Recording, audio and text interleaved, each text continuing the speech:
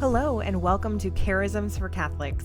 My name is Jill Simons, and I'm the Executive Director at Many Parts Ministries, where we equip the body of Christ by helping people learn about and discern their charisms, which is really another word for spiritual gifts. When you discern your charisms, you're able to see how the Holy Spirit is already active in your life and where He is inviting you to further build the church. Let's dive in. Welcome back to today's episode of Charisms for Catholics. I am excited to be continuing our series on matching saints to charisms, and today we're going to be talking about the charism of service, which specifically looks at that ability to see what needs to be done and to fill the need. So this is one of the great unsung heroes of the church, this charism that is the reason that folding chairs get put away and events happen and registration tables have name tags on them and all of these little details of executing the functions of the life of the church that are necessary to its continuance. And so it's very, very common for people with a service charism to undervalue their charism chronically. This can happen across the board with charisms, but I see it really frequently with service because people are like, oh, well, anyone could do that. Anyone could see that need. But the reality of the situation is that most people don't. Most people won't recognize the need or won't recognize how to fill it or won't have that highlighting happening by the Holy Spirit to show them those places where they are needed to step in. And so we're going to be looking at saints who are anything but boring, saints that aren't just kind of, well, anyone could do that kind of people, that are operating in this service charism that can renew our minds about what it looks like to take this service charism to the fullest extent of its ability to really stretch into the saint that God is calling you to be specifically through an execution of service. So to talk about that with me here today, I have Theresa Zoe Williams, who is one of our staff members here at Many Parts Ministries and brings way more saint knowledge to the table than I do. So I'm just as excited as you guys are to learn from her each week about new saints and the charisms that they have. So thank you so much for being here with me, Theresa. Thank you for having me. It's always such a pleasure. So we're going to kick off with Saint Elizabeth of Hungary today, and I'd love for you to share about her and how service was really lived in her life. Yes. So I love Saint Elizabeth for service because she was a princess, and we don't think of royalty as being the most service-oriented people, but she really turns that on its head. She always gave alms to the poor, even royal robes and ornaments when she was married. She was married at a very young age and then also widowed by the time she was 20. But before she was widowed, she always gave to the poor, always was working in a hospital, serving the sick. She was always doing these things. And a really famous story of Elizabeth of Hungary is the miracle of the roses and the bread, where she was going out with bread in her robes to give it to the poor from the palace. And she was stopped along the way by, it was either her husband or her brother-in-law, who was really upset that they thought they were going to catch her stealing from the palace. Because some in the palace were pretty ornery. They were against her giving this so much to the poor. They thought it was unbecoming of royalty. So they really thought they were going to get her in the act here. And when she was told to open her cloak, and when she did, roses fell out instead of bread. And all of the people, all of the men gathered there, like, were in awe and knew that this woman was doing holy work from this miracle. And famously, too, her husband was always very supportive of her giving alms. He was like, he didn't participate in it, but he didn't stop her, and he encouraged her in that. So actually, her husband probably had the charism of encouragement. But if it was him, this story's varied, the legend varies a little bit. If it was him that was with the men who stopped her, he asked her to do it as a show of respect for his kingship. And she did. And God came through for her. But then she was widowed when she was only 20 years old. And through some politics, of course, she regained her dowry. which at the time women had to have a dowry of money, a certain amount of money to get married, to build like the foundation for the marital life. But she regained it because she was widowed so young and there was opportunity for her to be married again. But instead, she used it to build a hospital. She just went out and she knew what the needs of her community were, and she knew they needed a hospital. So she built the hospital with her dowry. She never married again. She worked at this hospital and she served the poor and the sick there. And so I love her. Because she turns the whole idea of royalty on its head, really showing that, and like Christ shows us as, you know, the Prince of Peace, the God of the universe. It's about serving each other first, and that's how we come to glory. So she's just such a great model of that. Yeah, that's awesome. And then Saint Vincent de Paul, that we're going to talk about next, this is one that even non-Catholics think of in conjunction with service because of the magnitude of what was founded in his wake. So I'd love for you to share about that. Yes. So St. Vincent de Paul himself dedicated his life to serving the poor in whatever capacity they needed. So he did all kinds of things. And we hear about St. Vincent de Paul societies now and all of that. He founded the Vincentian,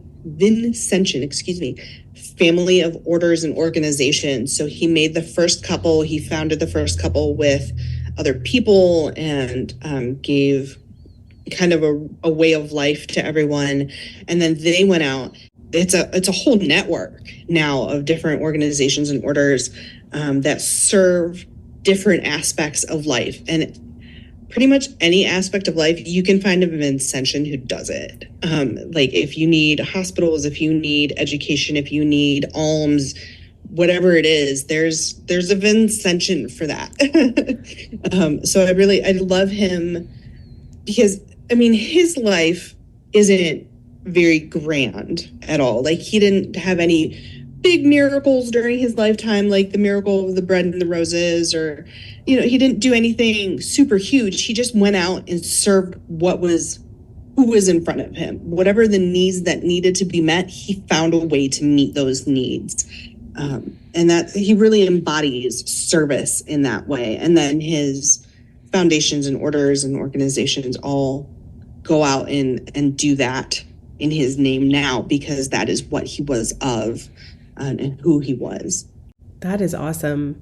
I love the fact that so many of these people lived with such an example that it inspires then whole organizations of other random people, truly, like not people that didn't know them, to model their lives after them in this kind of service, and giving this space really to all of these people who likely, if you're attracted to serving in a Vincentian order, then it's highly likely that service is one of your charisms as well. So creating this opportunity for this structure to exist to assist in the application of this gift that he's been given. Similar to how we see with Elizabeth Ann Seton last week, we talked about teaching, creating this system in which, you know, thousands, hundreds of thousands of teachers have thrived since then. And it's just really beautiful, because that isn't necessarily something that is kind of an easy ask going along with service, you know, founding something large, or same with teaching. But it shows us, once there's kind of that fear of risk removed, what is possible even from humble places when we really just listen for what the next thing is that God has for us. So that's really beautiful.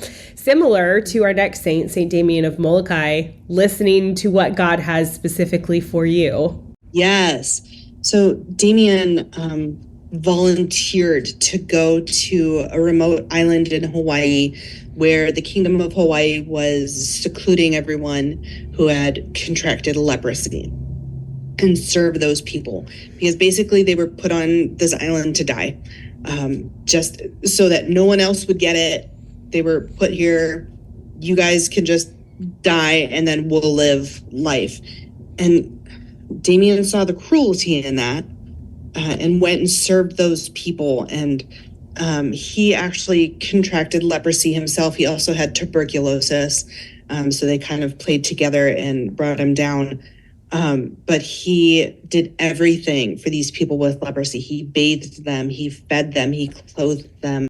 What medicine they did have, he would heal their ailments. And the king of Hawaii at the time didn't even want to send anyone to these people because he thought it was a lost cause. And Damien volunteered out of his order to go. And everybody thought he was crazy, and he probably was. You have to be very special to not be concerned with the risk. There's a story of Saint Francis too, where he went and embraced a leper that he had been so disgusted by, because he finally saw Christ in that person, and he was no longer afraid of contracting leprosy. And Francis famously didn't contract leprosy, but Damien shows us that even if there is the risk involved, even if you do succumb to the same thing that you are helping to alleviate, what beauty comes from that, what goodness comes from that. He literally became one of his people in everything. And he served them until the day he died, so he served them for 11 years, doing the menial things and everything for them. And because of that, the Kingdom of Hawaii stopped sending people with leprosy off to this island and started treating them wherever they were. Wow. Because they finally saw that these people didn't lose their dignity because of a disease they contracted. And, modern medicine is helpful too, coming into play here, and advances in medicine so that they didn't have to be so afraid of it either. But Damien literally gave his life for these people, literally became them to serve them and to show that they still had this dignity. I love that. I absolutely love that. And it's interesting that you put the next one in with service. St. Thomas More, I think a lot of us would think of him in a lot of specific ways, and not necessarily in service, but I love how you mapped this out. So I'd love for you to share with us about that. St. Thomas More always served. He served Henry VIII as the Lord High Chancellor of England. And so his service charism started in his job, really. And it was a secular, well, at the time, I guess it wouldn't have been so secular. They were intertwined, the faith and the England at the time. But then the Protestant Reformation happened, and St. Thomas More opposed that and then refused to take the oath of supremacy when Henry VIII broke off from the Catholic Church. And because of this, he was convicted of treason. I mean, he was imprisoned in the Tower of London and was beheaded and all of this. The king was really fond of Thomas More. He really loved him, and he didn't want to see his friend go down this way. He wanted to keep his friend alive. And so he tried to convince Thomas on several occasions to take the oath, or like how he could do both, really like say publicly he's doing this with the king, but privately keep his Catholic faith. The king tried all kinds of different things to get Thomas to come around, basically. And Thomas stood fast in that he has to serve God first. And he knew that what Henry VIII was doing was wrong. And this is when he divorced Catherine of Aragon for, is she the next one? Mm-hmm, I think so. I get the Annes confused. Yeah. Married to Annes. But Thomas stood fast and always served God first. So if it wasn't going to promote the goodness of God and God's kingdom, then Thomas wanted no part of it.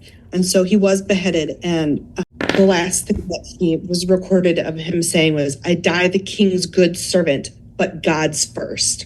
So he never gave up on his king. He never stopped serving Henry VIII in the way that he knew was right. So by trying to get Henry to come around, by trying to get Henry to be subservient to the church, to the faith, and not take matters into his own hands just because they weren't going the way he wanted them to.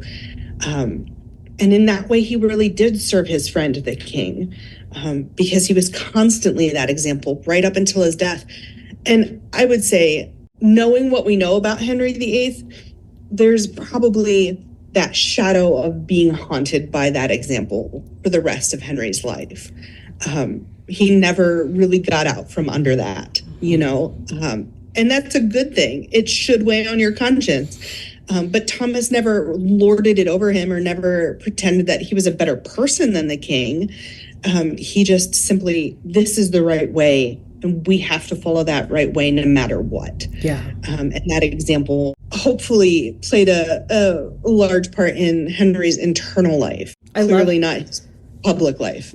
Well, I love that iteration of service. And we talk all the time about it being seeing what needs to be done and doing it. Yes. And that is such a beautiful expression of like, somebody needed to do this. Somebody needed to stand up and oppose what was wrong and objectively bad for the king and be a voice kind of making that clear. So I really love that. I'd love for you, because I have zero confidence in saying the name of the next saint, I'm going to let you say it and share with us about our last saint for service here. Okay. This is Saint Aloysius Gonzaga. If that's too hard to say, Aloysius is just a Latinization of the name Louis or Luigi. Wow, I did not know that. So if you have a particular devotion to this saint and you'd love to name a child after him, you do not have to name your child Aloysius. You can name him Louis and it'll be okay. I love It's the same name, just in different languages. What's cool about Aloysius is that a plague broke out in Rome when he was alive, and he was part of the Jesuits. And so the Jesuits opened a hospital for the people there. And Aloysius volunteered to work in the hospital. He saw that there was a need, and he went and met it. And he went even further than that. He begged for alms for victims of this plague and carried the sick from the streets into the hospital. He didn't have to do those things just because he volunteered to work in the hospital, but he went the extra mile because he knew that these victims needed things that he couldn't provide. So he went out and found them and really served them in that way. And I love that about Aloysius. That's awesome. Yeah. And to, again, just the diversity of the service saints speaks to, I think, that diversity we so commonly see in the expressions of service, that it really isn't this is the lane. Whereas some other charisms, there's a lot more uniformity in how it's executed. Writing, for instance, they're all writing books, writing things, and we're able to say, here's what they wrote. As opposed to service, it's so much more responsive, and they just did what they were called upon to do within the time. And that just brings so much power to that. Service really is looking at what's in front of you and what needs to be done. It's not necessarily a big picture thing, although it can be. But it's really about whatever the needs are that are right in front of you, finding a way to meet them. Absolutely. Well, thank you so much for being with us this week. We have another episode coming in 2 weeks on prophecy. This is one that I know so many of you with prophetic charisms are like, I need more information. I need more help. Give me more inspiration about how to live this out. So we're going to be looking at 4 saints next week that will, or I should say in 2 weeks, that are going to help us kind of break open this idea of prophecy and what it looks like in the lived life of a saint. So thanks for being with us. We will see you again next week. Thanks so much for joining us on today's episode of Charisms for Catholics. If you would like to learn more about your charisms or begin your own discernment journey, head to our website at manypartsministries.com, where you can download our free PDF guide to all 24 charisms and also begin your own journey by taking our charism assessment.